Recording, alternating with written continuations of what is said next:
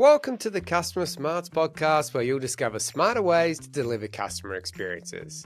I'm your host, Justin Stafford. Creative thinking has always had the power to change the world.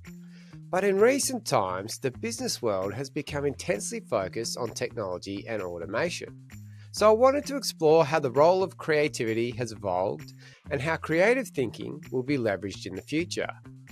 My guest in this episode, Lee Simpson, has won some of the most prestigious creative awards in the world, including the Rare D&AD Black Pencil and 2 Grand Prix at Cannes. He's worked with companies like Volvo, Westfield and CommBank, and most recently as CEO at White Grey, led them to win AFR's Most Innovative Company in 2003.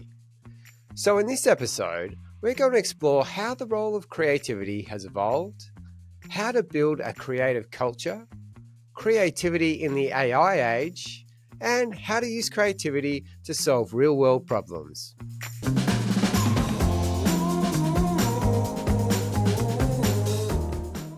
Welcome, Lee. Thanks for coming on the podcast. Hi, Justin. Nice to see you, mate. Thank you for having me.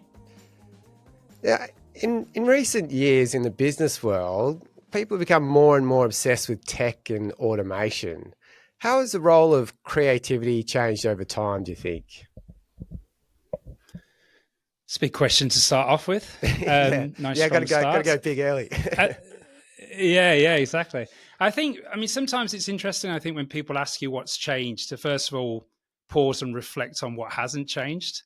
I look at what creativity has been in the world, and it's been a pretty powerful force when you think about how it's risen to tackle some of the biggest challenges, so maybe to help people stop smoking, encourage people to drive more safely, help people win elections. So even to now, helping tackle humanity's biggest problem, arguably, which is climate change. So I think, there's been a powerful force that creativity has been in the world, and that sort of continues.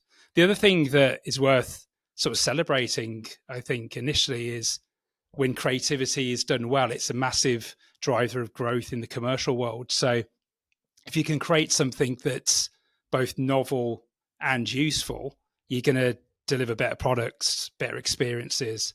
You're going to attract and retain and grow more customers. And even when you look at the role of creativity in communications and advertising, I think whilst it's changed, Nielsen still talk about how when you're looking at the different attributes that affect advertising effectiveness, creativity is still the single most important element. So it's given, and always has done, better outcomes for business. So I think it's worth celebrating that for a second. Yeah. But in terms of actually answering your question, how has the role changed? I think you've got to acknowledge how the context of the world continues to change. So, I won't talk about the economic sort of backdrop. I think we've heard enough about that. But when you look at the competitive sort of scenario that and environment that we're operating in, it's become more competitive and more disruptive than ever. If you look at things like the S&P 500 in the States, 50 years ago, the life expectancy of a firm then was 50 years. Now it's closer to 12. So that shows the disruption that's happening. You've got some of the disruptors being disrupted. I think if you look in Australia, Tesla under pressure in the EV market from people like BYD, the Chinese brand. You've got barriers to entry disappearing. So the context in which we're operating in business is rapidly changing and becoming more challenging. So the role for creativity in that changing context, I think, has never been more important. You've got, inertia in businesses that need to create change, and creativity can unlock that. You've got ways of applying creativity to create, deliver, and capture more value. And I think that's pretty exciting. And then you've got the world of technology enabling creativity. So when I look at the role, I go, there's some enduring principles that remain, that being it's a powerful force for change, it's a driver of growth. But it's also never been more important in the changing context in which we're operating in. And so, that's how I'd look at that role shifting over time. Yep.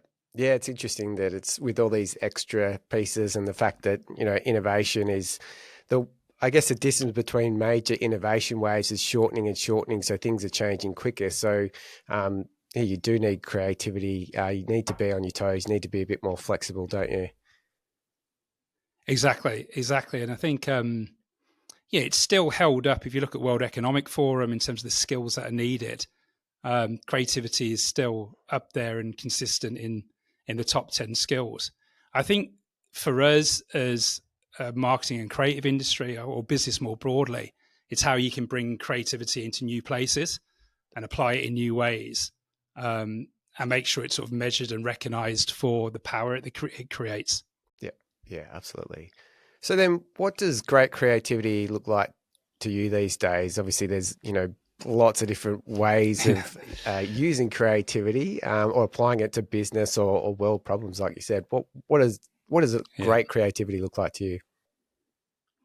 We touched on it a little bit there. Like, I get excited about the many ways in which we can now apply creativity in ways that maybe we didn't as much in the past.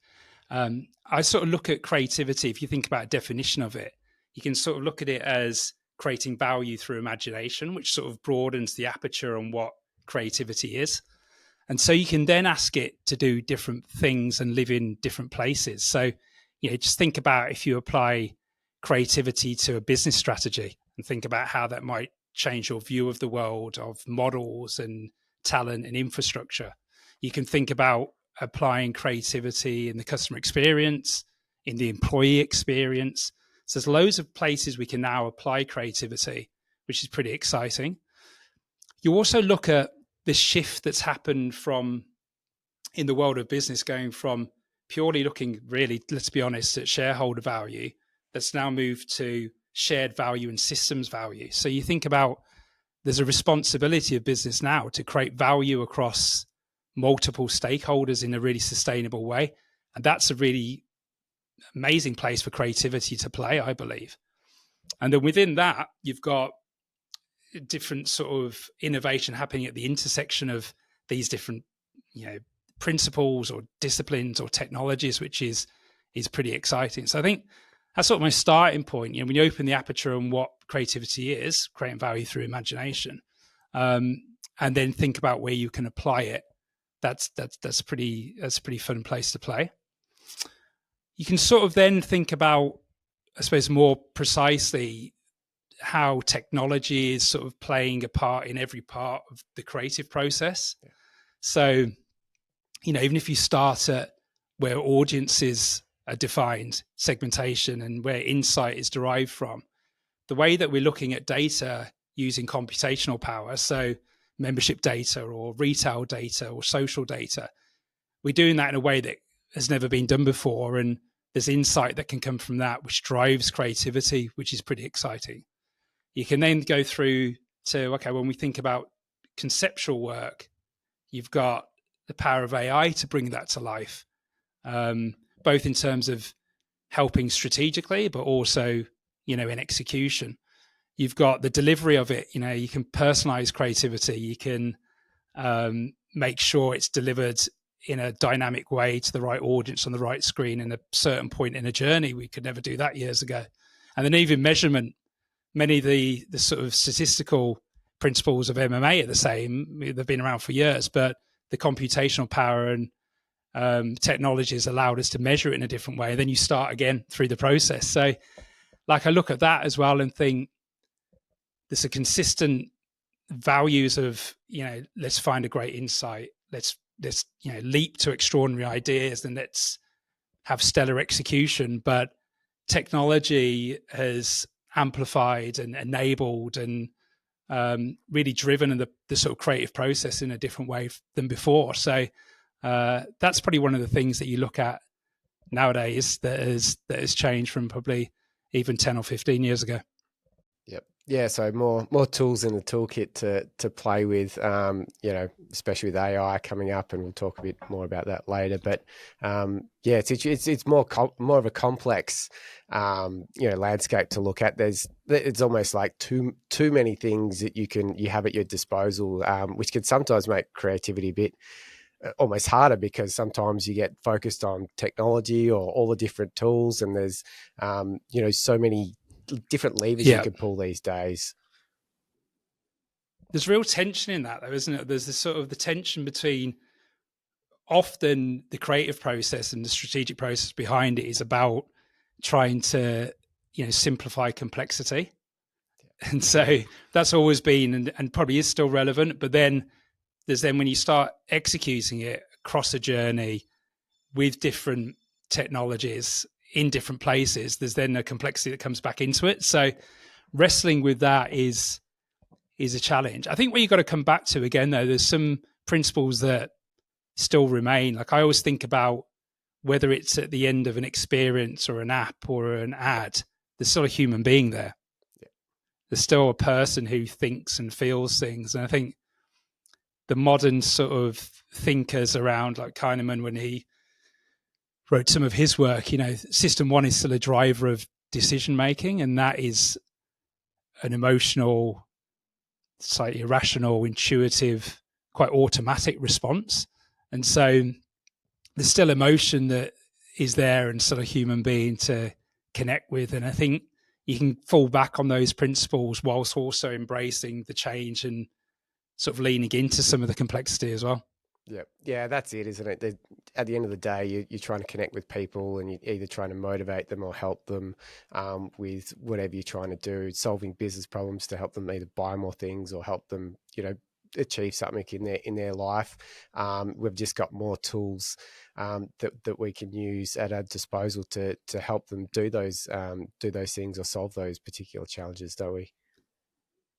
Yeah. I mean, you've seen it yourself. I mean, you in not too long ago worked for one of the best AFL clubs, didn't you? And so, that club's been around for many years, and the sort of passion of the fans remains the same. And the game doesn't change that much. I mean, there's more medicine involved and science involved, but the passion of the game is still there and still the same. Yet all of the different ways that you had to apply creativity across the experience and using data and new technology is sort of the old and new coming together in many ways. Yeah, absolutely. You just got to be clear on your audience and what they're looking to do, and any innovation that pops up is like an enhancer to that. You can't sort of go tech first. I think that's where you end up in trouble when you try and fit the technology to the problem. Curious to see if you've seen those sort of similar things, but I find I've seen quite a few times where they come in, they say, "Oh, this company or this, let's say, other football team rolled in this new innovative idea. We want to do exactly that, but it's actually a different scenario." So you have to talk people out of using tech and come back to what's the human problem we're trying to actually solve, and then figure that out first, and then figure out whether, how do we enhance that with creativity and technology. That sort of comes after. What do you think about that? Have you seen similar things? Exactly. No, I can completely agree. I don't think you can go X technology is the answer. What's the question? I think you've always got to go back to who's the user, who's the audience, who's the member, maybe in that case on the footy team, and go, what is that problem we're solving? What is that insight that we're surfacing? And how are we then going to use creativity to unlock it, enhanced by technology? So, I think the power of brand, I think the power of creativity, I think the sort of strength of insight is always going to be there. And technology will change, and it's up to us as individuals and as companies and as industries to make the most of that technology and really lead into it. Yep.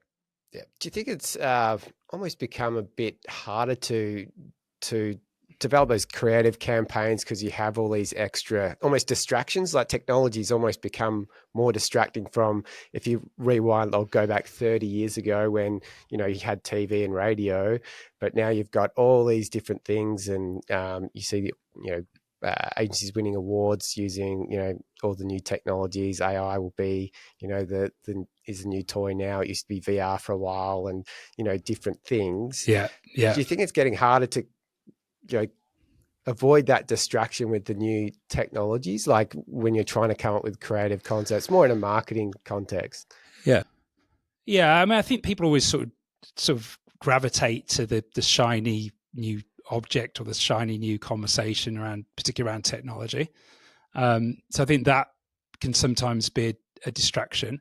On the positive side, I think there's more ways that we can express ourselves now creatively, and be powered in different ways, and create insight in different ways, but also execute in a new fashion. And I think that is exciting. I think that one of the challenges is we're now in a world where clients need to and businesses need to do more for less. Yeah. And I think part of that is the economic context, but part of it is also, the media fragmentation, the fact that there's, we can slice up audiences in different ways. We can create content to meet people at moments that matter along a particular journey. So you're asking for more of a budget that hasn't got bigger. Yeah. And so it's not always about budget, because the power of imagination can obviously, outthink people who sometimes spend more. But there's still a reality of, needing to do more with less, and that can also be a challenge, when sort of delivering creative work. I'd like to talk a little bit about building a creative culture. You've been CEO of a great creative agency. What do you think are some of the most important aspects to building a great culture that fosters creativity? When you think of culture, I mean, in many ways, it's a thousand things done well every day. So there's probably lots of moments and behaviors and micro behaviors every day that make a good culture. There's probably a couple of things that immediately spring to mind. I mean, for people who know me, they wouldn't be surprised for me to talk about tension and the role that plays in creativity. I've always been a believer of it. Tension in fueling works, but also when you look at culture, the diversity of thought in a creative company, and how if you gather the most diverse perspectives and collide them, it creates a tension that leads you to better creativity and more extraordinary thinking. So I've always been a fan and a believer in diverse perspectives colliding, creating that tension, getting to better thinking. And that goes beyond discipline. Obviously, discipline around, if you're a performance thinker with a brand thinker and a React developer, I think I'm a firm believer in principles and I suppose discipline, should I say, coming together. But I think it goes beyond that. When you've got diversity in gender and ethnicity and age and socioeconomic group, you're going to get a better reflection of society and more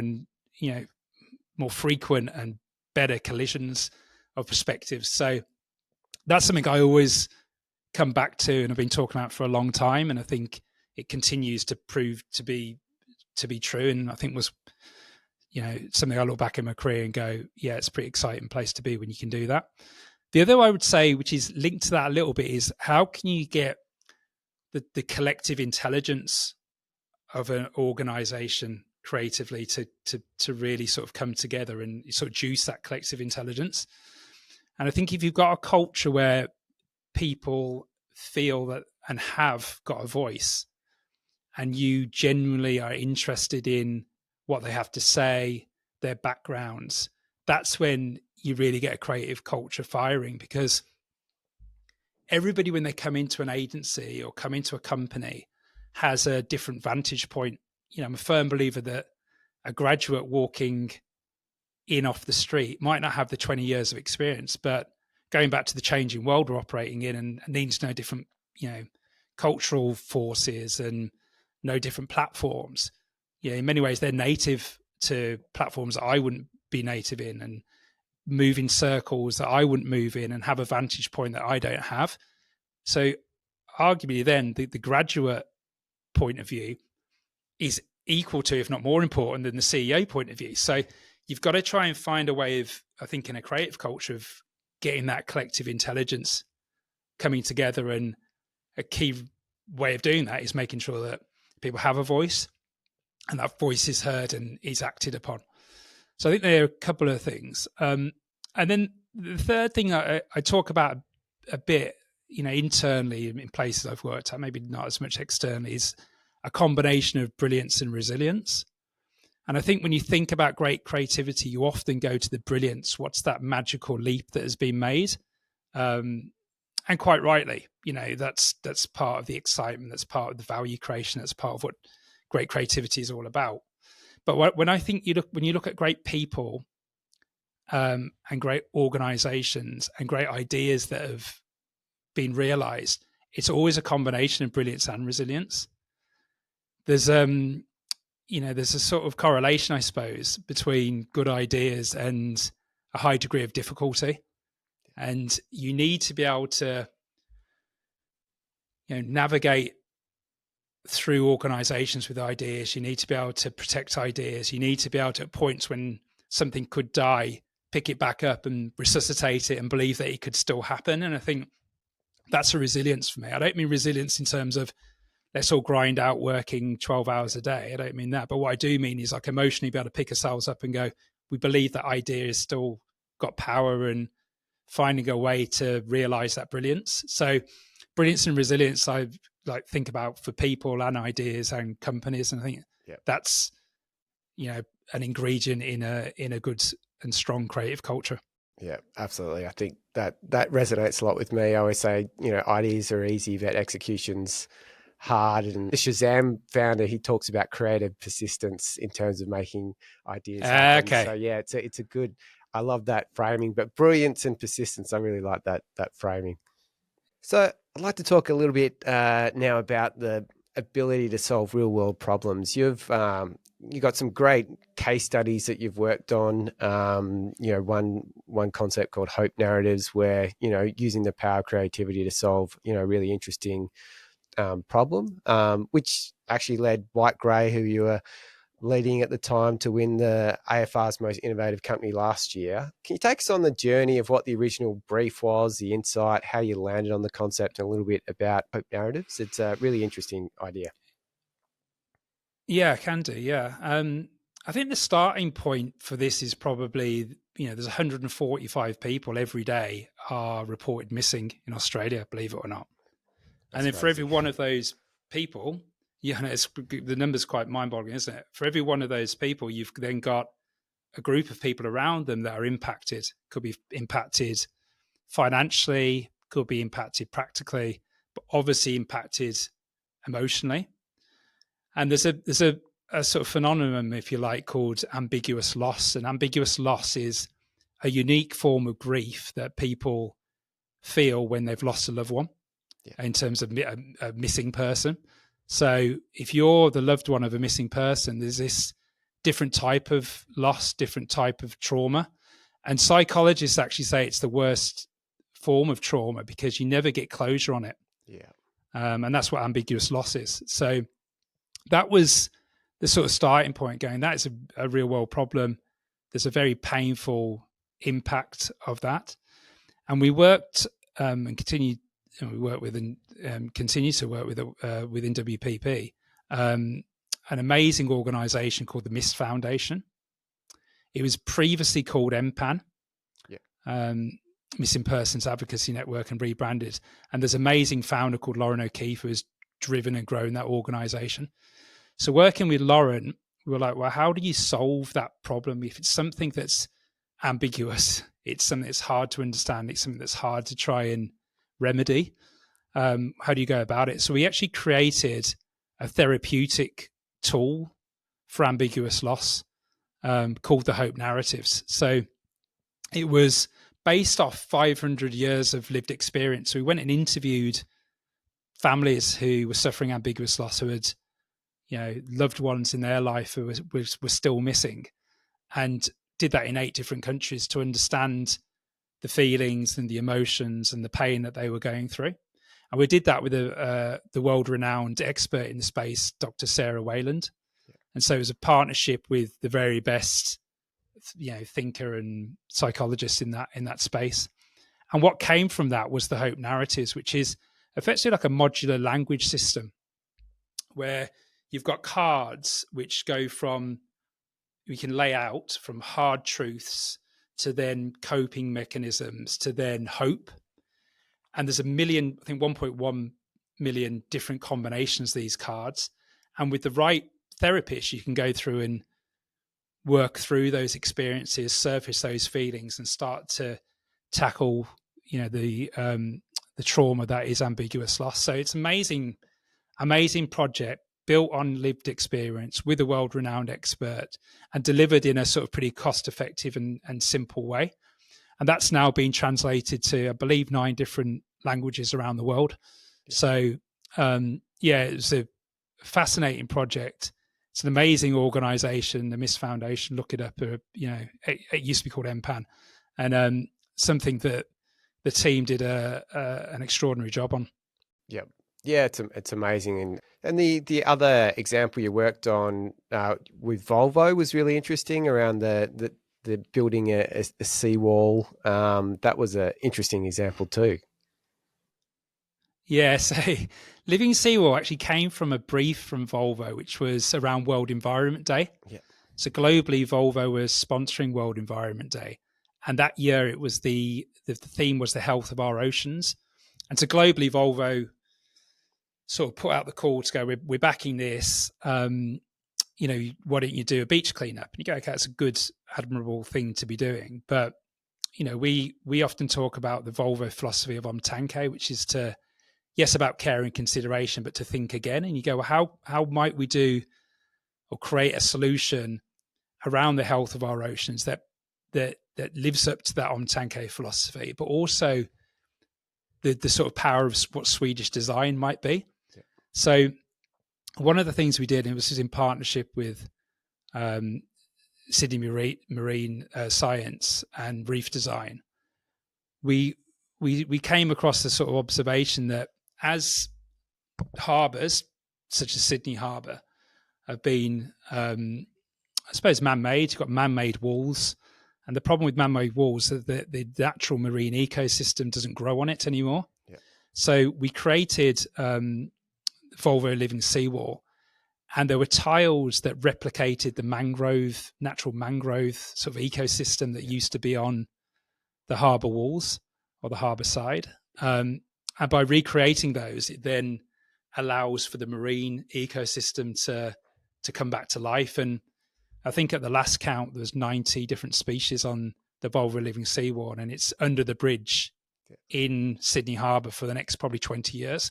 So really enduring piece. And that's then the funding behind that. You start to now see, seawalls pop up around various different places around Sydney Harbour in particular. So, yeah, I mean, a great way to take a brief and rephrase it and sort of reframe it, and then sort of draw on what's great about Volvo, which is, well, how do we bring that Omtanke approach and real Swedish design thinking to solve the problem in a different way.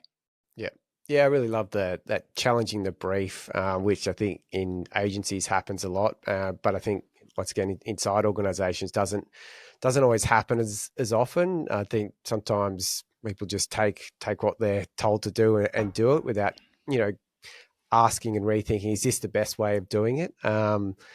I think that's something that organisations could learn a lot from agencies. What are some of the other things you think that corporate world could learn from agencies in terms of coming up with ideas and fostering creativity? What do they need to learn from creative folk, you think? That's a good question. I feel like when you look at big firms, and for many reasons, there's inertia that holds them back. There's often cultural inertia. This is not the way that we do things around here, or structural inertia. We're always promoted and rewarded based on this approach, and so that sort of an inertia is often holds back change. And often creativity is about something novel and hopefully useful, but it's also about creating change and creating something that hasn't been done before. So the inertia when up against the creativity is where the sort of rub often happens. So I think you've got to sort of look at that and go, what are the things that are sort of creating that inertia, and how might we break them?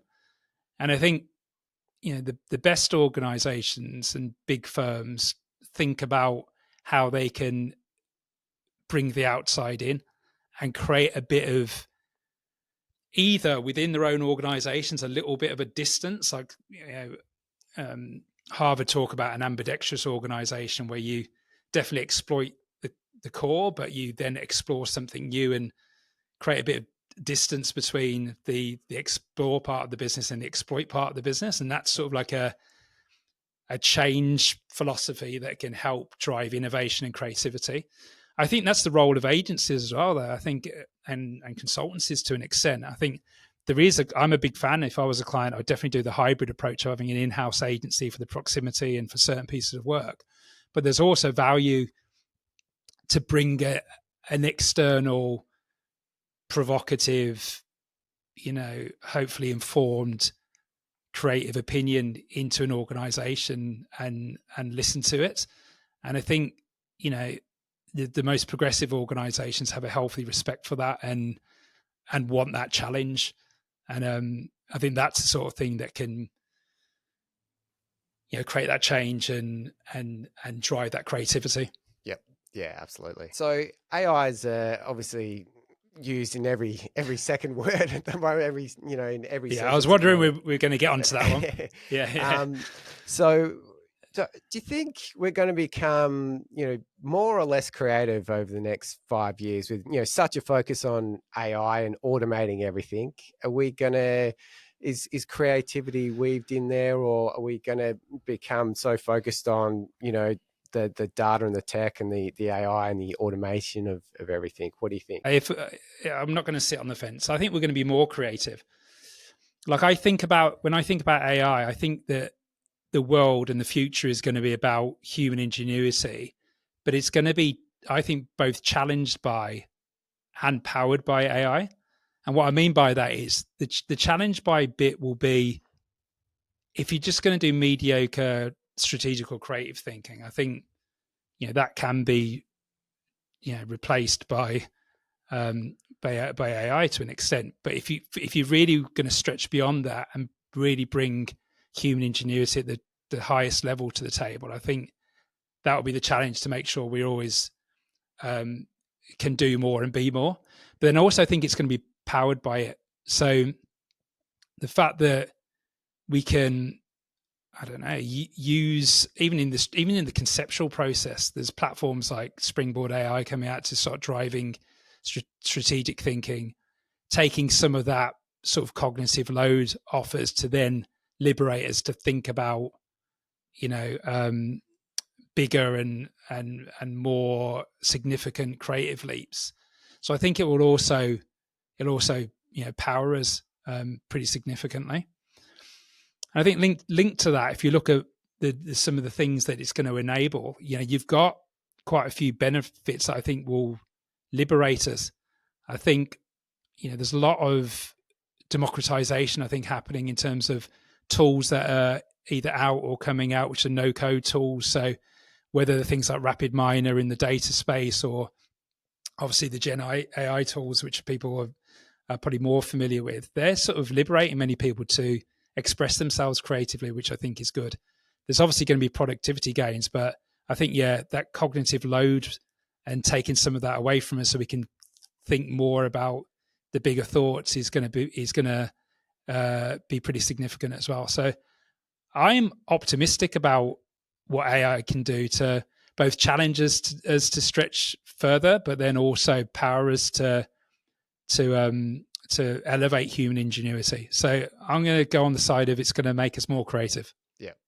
Yeah, I agree. I think if you look at it as the best intern you've ever had to free you up to do the stuff that you really want to be doing. Yeah. Well, unfortunately, it's time to wrap up. It's been so great to chat, Lee. You've given us a ton of great insights into the world of creativity and some amazing things you've worked on. Thanks so much for coming on and joining me. No, good to see you, mate. And thanks again. And congratulations with the podcast. I mean, the consistency and the quality is brilliant. So yeah, thank you for including me in it. Thank you very much, mate. And yeah, great to see you again. Thanks for tuning in. Some amazing insights from a great marketing leader.